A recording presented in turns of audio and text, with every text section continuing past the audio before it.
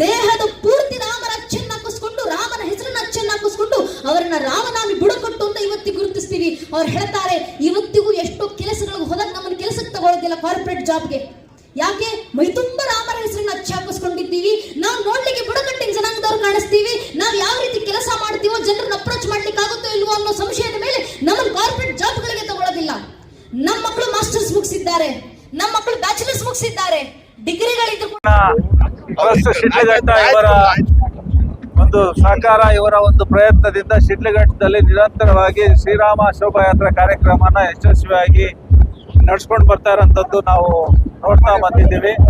ಬಹಳಷ್ಟು ಸುವ್ಯವಸ್ಥೆಯಿಂದ ಬಹಳಷ್ಟು ಸಹೋದರ ಭಾತೃತ್ವದಲ್ಲಿ ಈ ಯಾತ್ರೆಯನ್ನು ಶಿಡ್ಲಘಟ್ಟ ನಗರದಲ್ಲಿ ಮಾಡ್ತಾ ಇರೋಂಥದ್ದು. ವಿಶೇಷವಾಗಿ ಈ ದಿನ ಶ್ರೀರಾಮನ ಏನು ಅಚ್ಚುಮೆಚ್ಚಿನ ಬಂಟ ಆಂಜನೇಯ ಸ್ವಾಮಿಗೆ ಇಲ್ಲಿ ಪೂಜೆನ ಸಲ್ಲಿಸಿ ವಿವಿಧ ಕಲಾ ತಂಡಗಳೊಂದಿಗೆ ಸನಾತನ ಧರ್ಮನ ಸಾರಂಥದ್ದು ಮತ್ತೆ ಶ್ರೀರಾಮನ ಒಂದು ಮರ್ಯಾದೆ ಪುರುಷೋತ್ತಮನ ಆಚಾರ ವಿಚಾರಗಳನ್ನೆಲ್ಲನೂ ಸಹ ಪಸರಿಸಂಥದ್ದು ಮತ್ತೆ ಅವನ ರೀತಿ ನಮ್ಮ ಕುಟುಂಬಗಳಲ್ಲಿ ಮಕ್ಕಳು ಆ ಮಟ್ಟದ ಒಂದು ಗುಣನ ಇಟ್ಕೊಳ್ಬೇಕು, ಆ ಮಟ್ಟದಲ್ಲಿ ನಾವೆಲ್ಲ ಬೆಳಿಬೇಕು, ಸನಾತನ ಧರ್ಮ ಉಳಿಬೇಕು, ಹಿಂದೂ ಧರ್ಮದ ಮೂಲೋದ್ಧಾರಕ ಅಂತೇಳಿ ನಾವೆಲ್ಲನೂ ಸಹ ಕರಿತೀವಿ. ಆ ಮರ್ಯಾದಾ ಪುರುಷನ ಒಂದು ಶೋಭಾಯಾತ್ರೆ ಯಶಸ್ವಿಯಾಗಲಿ, ಶುಭವಾಗಲಿ, ಎಲ್ಲರೂ ಸಹ ಇದಕ್ಕೆ ಕೈ ಜೋಡಿಸಿ ಈ ಯಾತ್ರೆನ ಶುಭವಾಗುವಂಥ ರೀತಿಯಲ್ಲಿ ಸಹಕಾರ ಕೊಡ್ಬೇಕಂತೇಳಿ ತಮ್ಮ ಮುಖೇನ ನಾನು ಎಲ್ರಿಗೂ ಸಹ ಕೋರ್ತಾ ಇದ್ದೀನಿ. ಜೊತೆಗೆ ಈ ಆಚರಣಾ ಸಮಿತಿ ಮತ್ತೆ ಸಹಕರಿಸಿದಂಥವರು, ಸಹಾಯ ಮಾಡಿದಂಥವ್ರು ಎಲ್ಲ ಮುಖಂಡರಿಗೂ ಸಹ ಅಭಿನಂದನೆಗಳು, ಧನ್ಯವಾದಗಳನ್ನು ಸಲ್ಲಿಸ್ತಾ ಇದ್ದೀನಿ. ಎಲ್ರಿಗೂ ಶುಭವಾಗಲಿ. ಹಿಂದೂಗಳ ಆರಾಧ್ಯ ದೈವ, ಅವನ ಒಂದು ಜೀವನದ ಆದಿ, ಜೀವನದ ಶೈಲಿ, ಅವನ ಆಚಾರ ವಿಚಾರಗಳು, ಅವನು ಮಾಡಿದಂತ ಒಂದು ಸಾಂಸ್ಕಾರಿಕ ಗುಣಗಳು, ಅವನ ಒಂದು ಆಡಳಿತ ವೈಖರಿ ಇವೆಲ್ಲನೂ ಸಹ ನಮ್ಮ ದೇಶದ ಪ್ರತಿಯೊಬ್ಬ ಹಿಂದೂಗೂ ಸಹ ಮಾದರಿ. ಆ ನಿಟ್ಟಿನಲ್ಲಿ ಅವನ ಒಂದು ಮಾದರಿ ಗುಣಗಳು ನಮ್ಮಲ್ಲೆಲ್ಲರೂ ಸಹ ಬರಲಿ, ಅದನ್ನ ಒಂದು ಭವಿಷ್ಯದ ಭಾರತನ ಕಟ್ಟಂತ ನಿಟ್ಟಿನಲ್ಲಿ ಅವನ್ನೆಲ್ಲನೂ ಸಹ ಅಳವಡಿಸ್ಕೊಳ್ಳೋಣ ಅಂತೇಳಿ ನಾನು ಶುಭ ಹಾರೈಸ್ತೀನಿ. ಸಂದೇಶ ಒಂದೇ, ಮನುಕುಲ ಚೆನ್ನಾಗಿರ್ಬೇಕು, ಇರೋಂಥದ್ದಾಗಬೇಕು, ಎಲ್ಲ ಉದ್ದೇಶ ಸುಖ ಶಾಂತಿ ಇರೋಂಥದ್ದು. ಆ ನಿಟ್ಟಿನಲ್ಲಿ ಶ್ರೀರಾಮ ಶೋಭಾಯಾತ್ರೆ ಇದೆ, ಎಲ್ರಿಗೂ ಸುಖ ಶಾಂತಿ ನೆಮ್ಮದಿ ಲಭಿಸ್ಲಿ ಅಂತೇಳಿ ಭಾವಿಸ್ತೀನಿ. ಶೋಭಾಯಾತ್ರೆ ಏನ್ ಸಂಘದಿಂದ ಮಾಡ್ತಾ ಇದಾರೆ, ಅತ್ಯುತ್ತಮ 8-9 ವರ್ಷದಿಂದ ಮಾಡ್ಕೊಂಡು ಬರ್ತಾ ಇದಾರೆ.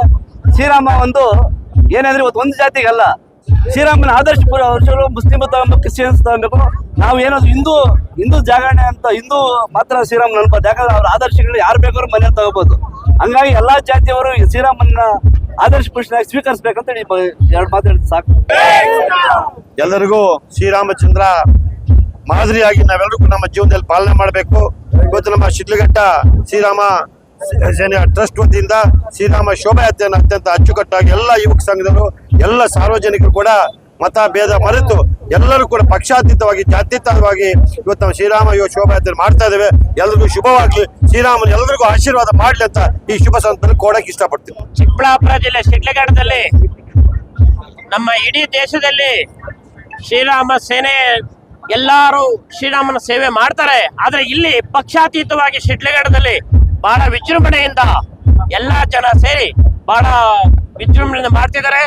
ಎಲ್ಲರಿಗೂ ದೇವರು ಒಳ್ಳೇದ್ ಮಾಡ್ಲಿ, ಶ್ರೀರಾಮ ಎಲ್ಲರಿಗೂ ಆಶೀರ್ವಾದ ಮಾಡ್ಲಿ. ಮುಂದಿನ ದಿನಗಳಲ್ಲಿ ಎಲ್ಲರಿಗೂ ಒಳ್ಳೇದಾಗಿ ಇದೇ ರೀತಿಲಿ ಹಿಂದೂ ಸಂಪ್ರದಾಯ ಮುಂದುವರಿಲಿಕ್ಕೋಸ್ಕರ ಎಲ್ಲರೂ ಶ್ರಮ ವಹಿಸೋಣ ಅಂತೇಳಿ ಕೇಳ್ಕೊತೀವಿ. ಶೋಭಾಯಾತ್ರೆ ಮಾಡುವ ಉದ್ದೇಶನೇ ನಮ್ಮ ಹಿಂದೂಗಳೆಲ್ಲ ಪಕ್ಷಾತೀತವಾಗಿ, ಜಾತ್ಯತೀತವಾಗಿ ಒಂದಾಗಬೇಕು ಅನ್ನೋ ಉದ್ದೇಶದಿಂದ ಮಾಡ್ತೀರಿ.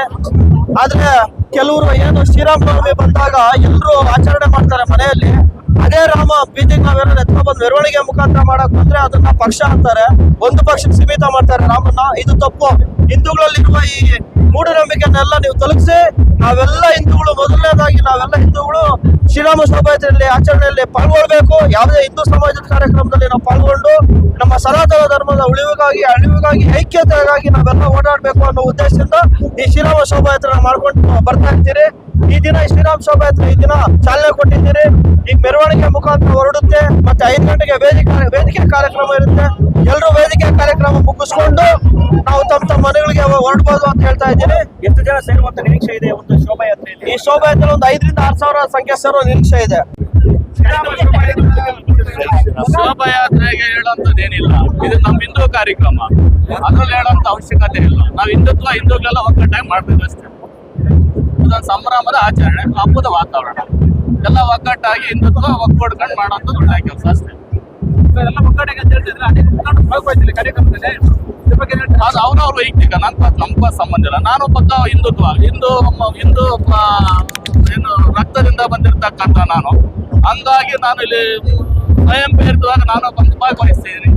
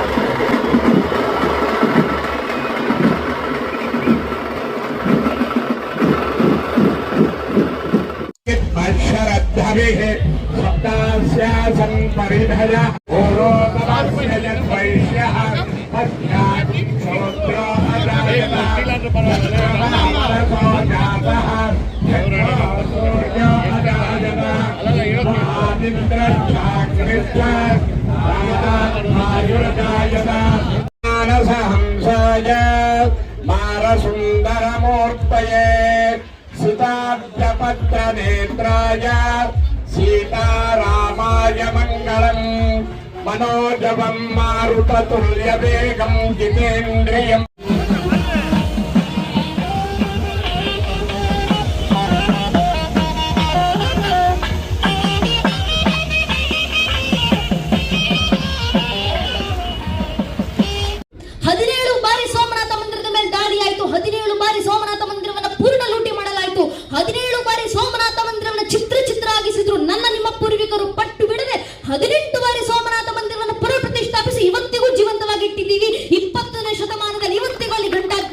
ಜಯಂಕರಿಸ್ತಾರೆ.